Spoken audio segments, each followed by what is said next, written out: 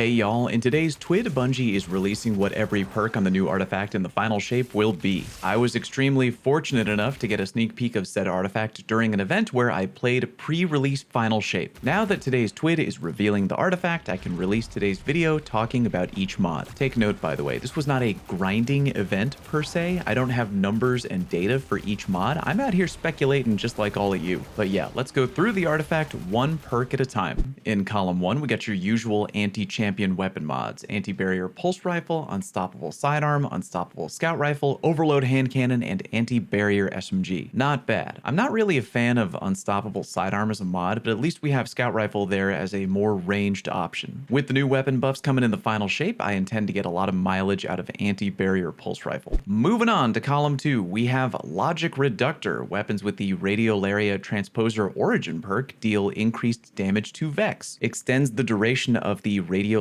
pools created by radiolaria transposer. I used a fair amount of weapons at the final shape recording event. Didn't find one with a radiolaria transposer origin trait. However, the phrasing on the artifact leads me to believe we're getting a trait on a weapon that can create Vex radiolaria damage pools on the ground. I'm guessing after killing Vex probably. Unsure, but that sounds kind of badass. Next, overcharged armory. Weapons with the dealer's choice radiolaria transposer, collective purpose, and sundering origin traits are always overcharged weapons for you when that modifier is active. Out of all 4 of those origin traits, I only got hands-on experience with dealer's choice, so good to know there's a ton more weapons coming, likely in the raid and also in the next episode, which is replacing seasons. Good stuff. Authorized mod elemental charge. The energy cost of elemental charge mods are significantly discounted. That is 100% an option on the table to make the debut of Prismatic more enjoyable, and I'm here for it. Reminder, if you haven't used it in a while, elemental charge lives on your leg armor. Saint's inspiration. Rounds loaded by the cast no shadows origin perk can overflow the mag. Again, even more weapons that I don't know about, but overflowing the mag is always a win in my book.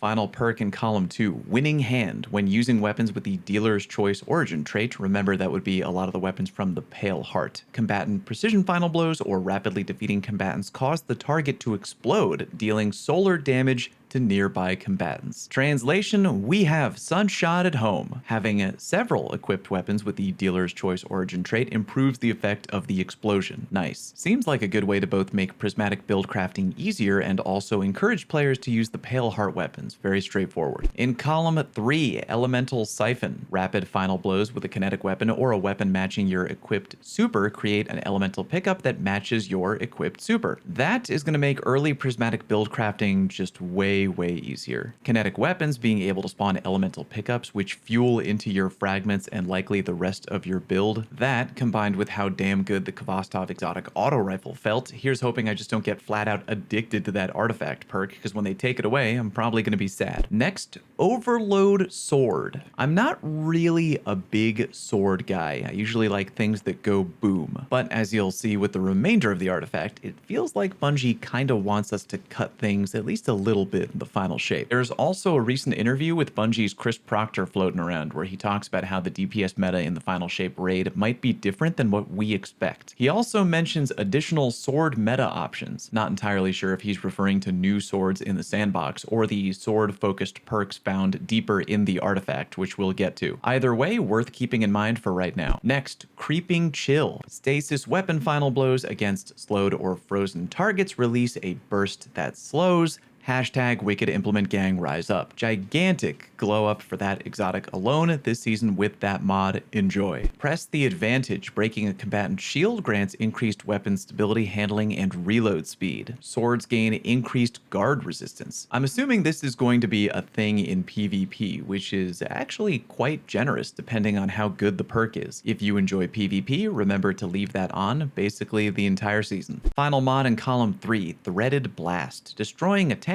with a strand weapon creates a larger and more damaging explosion. That one's just extremely straightforward. Enjoy your strand and prismatic builds in PvE a little bit more. But before we go any further, I'd like to give a big shout out to World of Warships. They're sponsoring today's video, so let's thank them real quick. World of Warships is a huge naval fleet game with insane attention to detail, featuring some of history's most iconic war vessels. Unlock new ships as you prepare to dominate the seas. Don't like it when the games you play get stale? Well, World World of Warships got you covered. New content is released every month. Whether it be new ships, in-game nations, cosmetics, or even ship classes, you can always count on enjoying fresh content in World of Warships. Again, the attention to detail is insane. Check out all these ships. You've got aircraft carriers that can launch long-range attacks or intercept enemy aircraft. You got battleships, big gun behemoths that can dish out and take big damage. You got cruisers, the do-it-all class of ships that deal good damage and have the most tools to support your team. And you've got destroyers, a stealth class that relies on surprise, powerful torpedoes, and a variety of other tools. With over 500 ships across 10 nations, there is tons of content to explore. The perfect game to take your mind off things. World of Warships is the ideal balance of action and strategic gameplay. Don't wait, click my link in the pinned comment and get 7 days of premium account time, 1,500,000 credits, 500 doubloons, and free choice of USS Phoenix, Japanese cruiser Kuma, French battleship Corbeil, and Italian battleship Dante Alighieri, or the HMS Wakeful after you complete 10 battles. Try it out today, and thank you, World of Warships. Alright, we back. Counter energy. When you or a member of your fire team stun a champion, you gain energy for your least charged ability. Okay, sure, why not? Probably a fairly mild perk for column 3, but bound to get plenty of back burner use. Next up, Blade Stamina. Rapidly defeating combatants with a sword refunds some ammo. Again, feels like Bungie's out here trying to push swords on ya boy. Not super interested in this right now, but we'll see. Maybe the ammo refund factor will be generous. Void Hegemony. While you have a Void or Prismatic subclass equipped, defeating weakened targets provides a small Void overshield. That alone may make me look into avenues where I'm deliberately trying to apply weakened more than usual while on Void or Prismatic in order to get more survivability out of this. In fact, I might be dusting off my collective obligation. Somebody tell True Vanguard. Next, Radiant Orbs. While you have a Solar or Prismatic subclass equipped, picking up an Orb of Power will make you Radiant. Literally a free option for PvE, and something I'll have glued to me at almost all times. Generating orbs right now is dummy easy, and a free plus 25% outgoing damage buff in PvE. I mean, why would you not take that? Final perk in column 4, Galvanic Armor. While you have an Arc or Prismatic subclass equipped, incoming damage from combatants is reduced while amplified. Hell to the yeah on this one right here. With something like the Spark of Volt's Fragment or any other easy way to get amplified, bam! Free incoming DR. I'm gonna go ahead and find a way to use that together with Gifted Conviction, the new Hunter chest exotic armor, and become an absolute tank. Moving on to column 5, Prismatic Transfer. When you cast your super, each member of your fire team with a super type different than yours gains a bonus to weapon damage. I'm really interested in that right there, and I have many questions. Will that stack on top of empowerment buffs like Radiant Well? My assumption is yes, but still curious. How strong is it? How long does it last for? Questions for next week, but the ceiling potential on that perk is high. Argent Blade. While you have armor charge, dealing damage with a sword consumes an armor charge and empowers your sword for a short time, granting it bonus damage and energy charge rate. To repeat, it would seem that Bungie wants us to cut things in the final shape. This could be fun with Lament, but I'm gonna go ahead and hold off on declaring it a sword meta. Sword DPS really depends on the encounter and the boss, so for now, just keep Argent Blade in mind. Here's one I'm extremely interested in, Expanding Abyss. Void sources deal increased damage to weakened targets. For the love of God, man, by how much? 10%? 15? 20? 30? Is that limited to weapons only, or do we include things like Nova Bomb? Titan mains have been living high on the hog with Thunder Crash and Pyro Gale, and I would love it if there was an upcoming Nova Bomb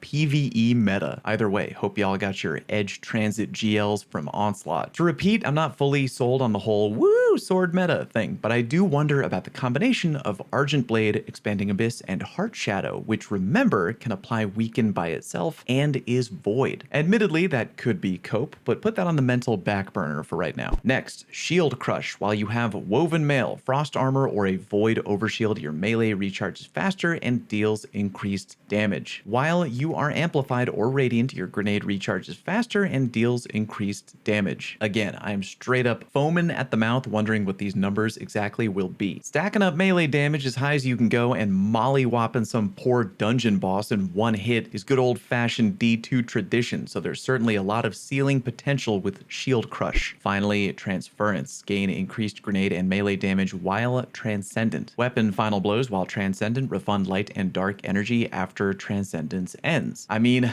damn, if you've seen my video from the other day, I've given early impressions that Prismatic is fun and strong. This is definitely going to be a no-brainer perk if you want to roll with Prismatic. Side note, I've seen a lot of people wondering if we'll have the artifact perks available for the raid, and the answer is yes. Bungie has confirmed on Twitter that the artifact will help you from day 1 of the final shape launch. By the way, you notice down there the Act 2, Act 3 stuff? Yeah, apparently we're getting more artifact perks added on the deeper we get into the final shape. Kinda wild. Anyway, let me know your thoughts down in the comment section and which perks you want to get your hands on first and why. Thanks very much for watching. Peace!